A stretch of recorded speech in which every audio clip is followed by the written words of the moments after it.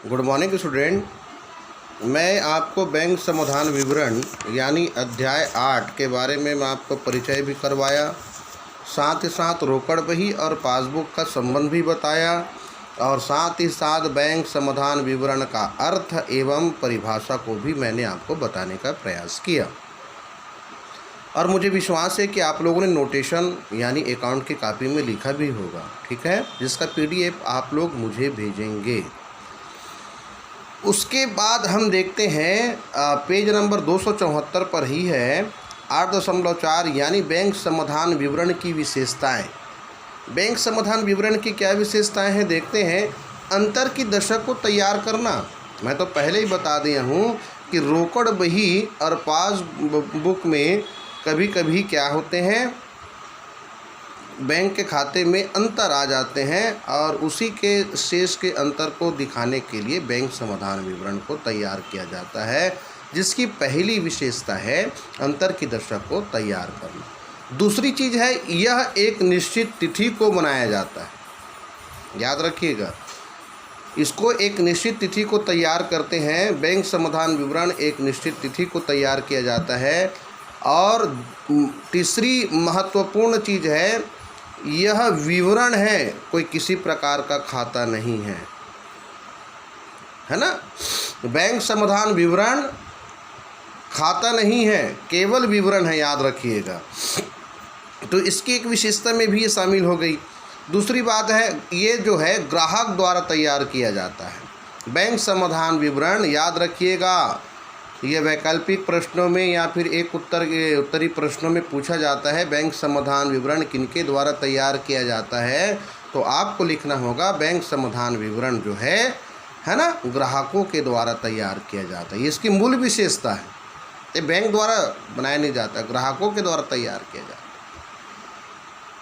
त्रुटि का पता लगाने के लिए देखिएगा, बैंक में जमा की गई रोकड़ या चेक, जो बैंक में निकाली गई रोकड़ आदि के संबंध में किए गए छल कपट या त्रुटि का पता लगाना भी इस विवरण का उद्देश्य होता है, ताकि संपूर्ण व्यापार पर नियंत्रण रखा जा सके, ठीक है। उसके बाद है बैंक समाधान विवरण की, अभी हमने देखा कि बैंक समाधान विवरण का क्या है, विशेषताओं को देखी। अब देखते हैं बैंक समाधान विवरण का महत्व क्या होता है। देखिएगा, वैज्ञानिक दृष्टिकोण से है ना, बैंक समाधान विवरण पत्र बनाना आवश्यक नहीं है, किंतु कई ऐसी उपयोगिता होती है जिनका कारण बैंक समाधान विवरण पत्र बनाना व्यापारी के लिए लाभदायक होता है ना भाई। पहली चीज त्रुटियों का पता लगाना। बैंक समाधान विवरण पत्र के माध्यम से लेन देन के लेखांकन में रोकड़ बही या पासबुक में हुई त्रुटियों को पता चलता है और जिससे समय रहते सुधार किया जा सकता है। इस प्रकार से इसका महत्व भी बढ़ जाता है। छल कपट का प्रकटीकरण। कभी कभी क्या होता है, हम जो है रोकड़ियों द्वारा किए गए छल कपट या गबन को आदि को सामने लाने के लिए बैंक समाधान विवरण की सहायता से हम उसको छल कपट पर रोक लगा सकते हैं, इसलिए इसका महत्व है। तीसरी चीज़ है रोकड़ बही में लेखा करने का आधार है ये, basis of recording the cash book. Bank द्वारा विभिन्न प्रविष्टियां व्यापारी के खाते में कर दी जाती है, जिसकी सूचना व्यापारी को प्राप्त नहीं हो पाती। पासबुक में सूचना प्राप्त होने पर है ना, इसके आधार पर प्रविष्टियां रोकड़ बही में कर ली जाती, जिससे रोकड़ बही का सही शेष दर्शाता है, ठीक है। बैंक द्वारा गलत प्रविष्टि की जांच भी हो जाती। कभी कभी बैंक भी जो है ना, गलत प्रविष्टियां कर देती हैं या त्रुटि हो जाती है, तो उसे कैसे सुधारा जाए ये बैंक समाधान विवरण में पता चलता है।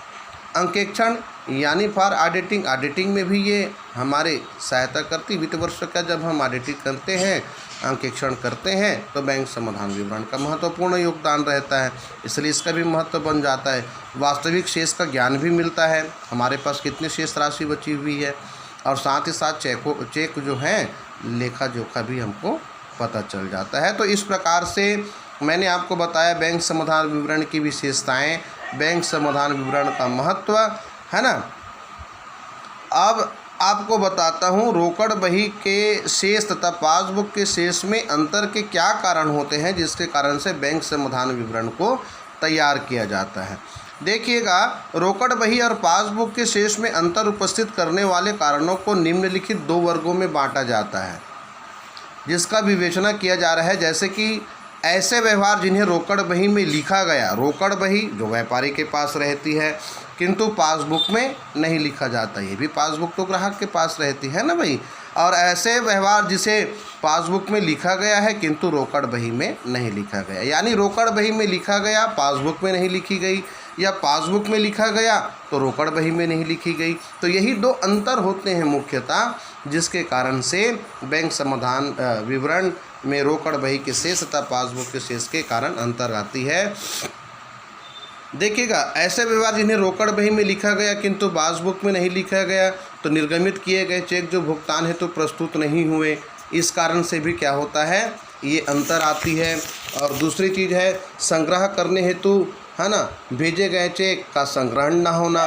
जैसे कि आज भेजे लेकिन 30 तारीख तक से कोई संग्रहण नहीं हो पाया चेक का, तो ऐसी स्थिति में भी अंतर आती है। चेक रोकड़ में लिखे गए पर बैंक में जमा करना भूल गए, रोकड़ बही में तो हमने चेक को लिख दिया, निर्गमित कर दिए, लेकिन रोकड़ में, है ना, बैंक में जमा करना भूल गए, तो ऐसी स्थिति में ये अंतर आती है। दूसरी दशा में क्या बताया था, ऐसे व्यवहार जिसे पासबुक में लिखा गया है किंतु रोकड़ बही में नहीं लिखा गया। अभी आपको ऐसी थ्योरेटिकल बता रहा हूँ, जब हम पॉइंट में लिखेंगे ना तो आपको मैं बताऊँगा कि किस प्रकार से इसे प्लस किया जाएगा, किस प्रकार से इसे माइनस किया जाएगा। ठीक है, देखिएगा, बैंक द्वारा दी गई जमा राशि पर ब्याज है जिसका भी लेखा, है ना, रोकड़ बही में नहीं लिखा गया लेकिन पासबुक में लिखा जाता है, लिख गया है। बैंक द्वारा लगाया गया अधिविकर्ष पर ब्याज, बैंक व्यय तथा कमीशन आदि, है ना, जिसका लेखा जो है पासबुक में तो हुआ लेकिन रोकड़ बही में नहीं लिखा गया। बैंक द्वारा वसूली गई प्रतिभूतियों की ब्याज राशि, लाभांश आदि पासबुक में लिखा लेकिन रोकड़ बही में नहीं लिखी गई। ये सब अंतर हैं। व्यापारी के खाते में उसके देनदारों द्वारा सीधी जमा की गई राशि है ना, जिसके कारण से भी अंतर आती है। बैंक द्वारा व्यापारी के लिए किए गए सीधे भुगतान, भुनाए गए विपत्रों का अनादरण, है ना। तो इस प्रकार से ये बहुत सारी अंतर हैं, अंतर के कारण बनते हैं जिसके कारण से, है ना, ये बैंक समाधान विवरण को तैयार किया जाता है। तो मेरे ख्याल से मैं जिन जिन पॉइंटों को मैंने आपको बताया उसका लेखा करिएगा। और उसके बाद एक चार्ट को मैं बताऊंगा, है ना, चार्ट में क्या रहेगी, है ना, बैंक समाधान विवरण बनाने का जो चार्ट होता है उसको मैं बताऊंगा। जो अंतर उपस्थित करने वाली जो मदें होती है, किनको प्लस करेंगे किनको माइनस, तो इसी आधार पर हम इसके न्यूमेरिकल क्वेश्चन को हल करेंगे। और निश्चित रूप से यही इसका फंडामेंटल है हल करने का, इसलिए बहुत इस चैप्टर को गहन अध्ययन करें ताकि हम अच्छे से और अध्ययन और अध्यापन कर सकें। आज के लिए बस इतना ही। Thank you.